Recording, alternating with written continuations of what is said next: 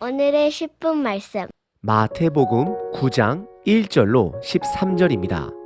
8장서부터는 산에서 내려와 9가지 기적의 사건들을 보여주고 있습니다. 예수님은 그 기적의 사건들을 통해 본인의 주권을 드러내십니다. 첫 번째 3가지 기적의 사건은 치유 사건으로 병을 치유할 수 있는 권능을 보여주셨습니다. 그리고 4번째는 풍랑을 잠잠케 하심으로 자연을 통제하시는 그분의 주권을 보여주셨습니다. 그리고 5번째 기적은 귀신 들린 자들에게 귀신을 쫓아내시며 하나님의 아들 되심을 드러내셨고, 오늘 본문 6번째는 중풍병자를 고쳐주시며 상징적으로 죄를 사하였다라고 선언하시며 본인이 죄를 해결할 수 있는 자가 되심을 드러내십니다. 예수님의 이런 선언으로 인해 마태복음 안에서 처음으로 종교 지도자들과의 마찰이 시작이 됩니다. 오늘 본문은 예수님께서 우리들의 죄를 위하여 십자가에 죽으셔야 함을 암시하고 있습니다. 예수님이 이 땅에 오신 목적은 병자들을 치유하기 위해서가 아닙니다. 보다 더 근본적인 원인, 죄를 해결하기 위해 이 땅에 오셨습니다. 그러면 우리는 예수님이 이 땅에 오신 그 초점에 맞게 반응해야 합니다.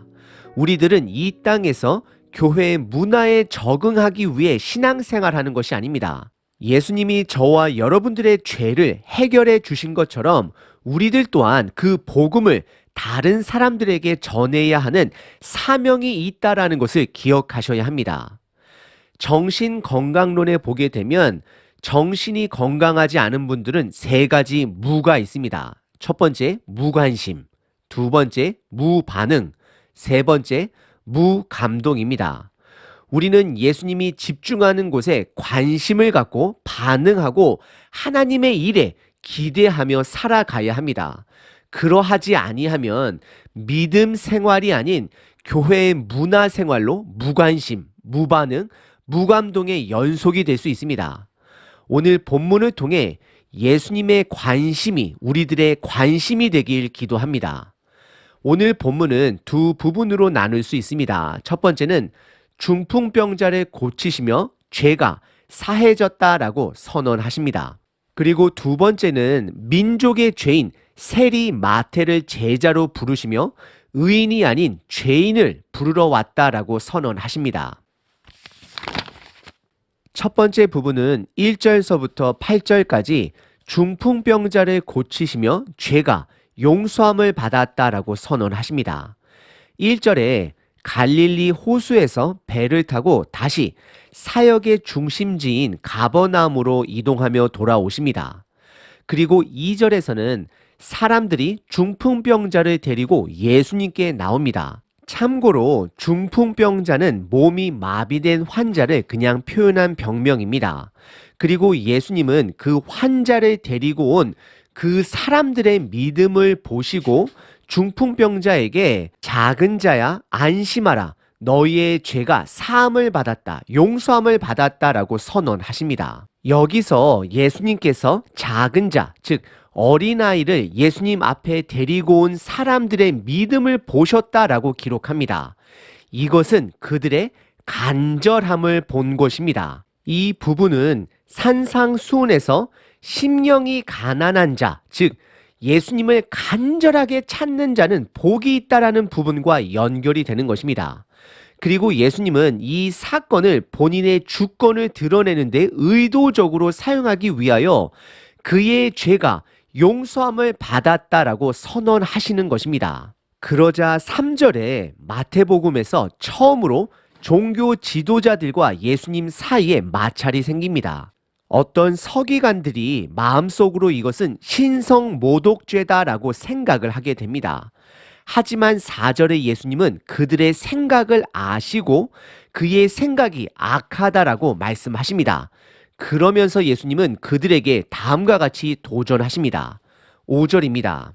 내 죄 사함을 받았느니라 하는 말과 일어나 걸어가라 하는 말 중에 어느 것이 쉽겠느냐라고 물어보십니다. 사실은 죄를 용서하는 것이 더 어렵습니다.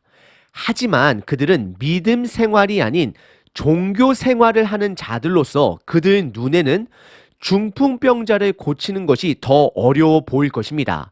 왜냐하면 죄의 용서는 눈으로는 보이지 않기 때문입니다. 그래서 그들 입장으로 그들이 어렵게 생각하는 중풍병자를 고쳐 주심으로 죄 또한 용서할 수 있는 예수님의 권위를 드러내고 계시는 것입니다.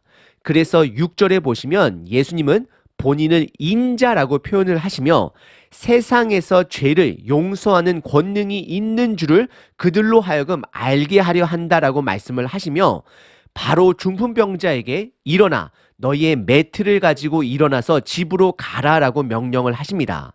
그리고 7절에 그는 병이 나아 집으로 돌아가게 됩니다.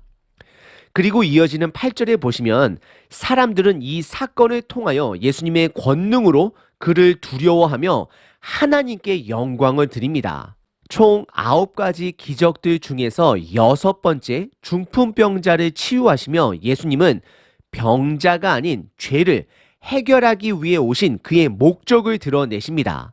그래서 예수님은 본인을 인자다라고 표현을 하시며 십자가 사건을 암시하고 계십니다. 예수님은 이 땅에 죄를 해결하기 위해 오셨습니다. 오늘 본문의 첫 번째 부분은 중풍병자를 고치시며 죄를 사하시는 그분의 권위를 드러내십니다. 두 번째 부분은 9절서부터 13절까지 세리 마태를 부르시며 이 땅의 의인이 아닌 죄인을 부르러 오셨다라고 선언하십니다.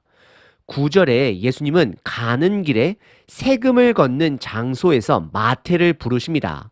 그 당시 로마는 여러 가지 분야에서 세금을 걷었습니다. 특별히 오늘 본문은 통행세를 받기 위해서 마태라는 자가 성문 초막에 앉아 있는 것으로 보여집니다. 그리고 예수님은 그를 바라보시고 나를 따르라라고 말씀하십니다. 그리고 마태는 놀랍게도 예수님을 따릅니다. 개인적으로 베드로, 안드레, 빌립과 같은 어부들도 배와 그물을 버려두고 예수님을 따르는 것 또한 대단한 것이지만 사실 그 당시 어부들의 생활은 로마의 강력한 세금 징수로 인하여 어려운 상태였습니다. 그래서 1세기 역사학자 요세푸스에 따르면 그 당시 어부들은 로마의 세금에 버겨워서 배에 구멍을 뚫어 어부 생활을 포기하기도 하였습니다. 하지만 세금 징수원인 마태가 부자인 마태가 그의 직업을 버려두고 예수님을 따른다라는 것은 쉽지 않은 결정인 것입니다. 그리고 10절에 예수님은 이스라엘 민족의 원수인 마태 집에서 식사를 함께 합니다. 그리고 이번에도 종교 지도자인 바리새인이 불평을 합니다. 왜냐하면 예수님이 죄인과 함께 식사를 하고 있기 때문입니다. 이스라엘 백성들에게 있어서 식사는 식사 이상인 예배와도 연결이 됩니다. 그래서 바리새인들은 죄인과 함께 식사를 하는 예수님이 너무나도 못마땅한 것입니다. 그러자 12절과 13절에 예수님은 3가지로 반응하십니다. 첫 번째, 그 당시 속담을 사용하시며 바리새인들에게 건강한 자에게는 의사가 쓸데없고 병든 자에게라야 쓸데가 있다라고 말씀을 하시며 이 땅에 죄인을 위해 오셨다라고 본인을 드러내십니다. 그리고 두 번째는 호세아서 6장 6절의 말씀을 인용하시며 바리새인들에게 하나님이 원하시는 것은 긍휼을 원하시는 것이지 제사를 원하는 것이 아님을 너희들이 모르느냐라고 말씀하십니다. 이것은 또한 산상수훈에서 남을 긍휼히 여기는 자는 복이 있도다라와 연결이 되는 것입니다. 그리고 세 번째는 결론으로 예수님이 본인은 이 땅에 의인이 아닌 죄인을 부르러 왔다라고 선언을 하십니다. 예수님은 죄를 해결하기 위해 이 땅에 오셨음을 강조하십니다. 오늘 본문의 두 번째 부분은 예수님께서 세금 징수원인 마태를 부르시며 이 땅에 오신 목적이 의인이 아닌 죄인을 위해 오셨다라고 선언하십니다. 오늘 본문은 8장에서 시작된 9가지 기적 중에 6번째 중풍병자의 사건을 표적 삼으시며 본인이 이 땅에 오신 목적은 죄를 용서하기 위해 오셨음을 본격적으로 드러내십니다. 그로 인해 종교 지도자들과의 마찰이 시작됩니다. 결국 예수님은 우리 인간의 근본적인 문제를 해결하기 위해 오신 것입니다. 하지만 우리들은 여전히 죄보다도 질병에 더 집중합니다. 예수님은 영적인 의사로서 그리고 구세주로서 질병의 원인인 죄를 해결하기 위해 이 땅에 오신 것입니다. 죄의 결과는 사망입니다. 그래서 죄는 질병과 사망에 이르게 하는 원인입니다. 그래서 예수님은 죄를 해결하기 위해 오셨습니다. 그리고 이어서 예수님은 의도적으로 그 당시 유대 민족의 죄인인 세리 마태를 제자로 부르시고 그와 함께 식사의 자리를 갖습니다. 예수님께서 마태와 같은 자를 제자로 부르신 것은 이 땅의 죄를 해결하고자 오셨음을 의도적으로 드러내고 있습니다. 우리들은 예배도 중요하고 교제도 중요하지만 이 죄의 문제에 집중하셔야 합니다. 우리는 종교 생활하는 종교 지도자들과 같이 되어서는 안 됩니다. 예수님은 오늘 본문에 호세아서 6장 6절의 말씀을 인용하셨습니다. 하나님이 원하시는 것은 서로 사랑하고 긍휼히 여기는 것입니다. 형식적인 예배가 아닙니다.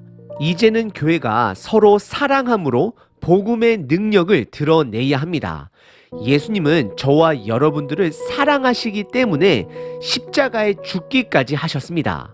이제는 교회 생활이 아닌 예수님의 생명의 소식, 복음을 전하는데 함께 노력하는 저와 여러분 되시길 바랍니다. 하나님, 예수님을 믿는 믿음으로 우리들의 죄를 용서해 주심을 감사합니다.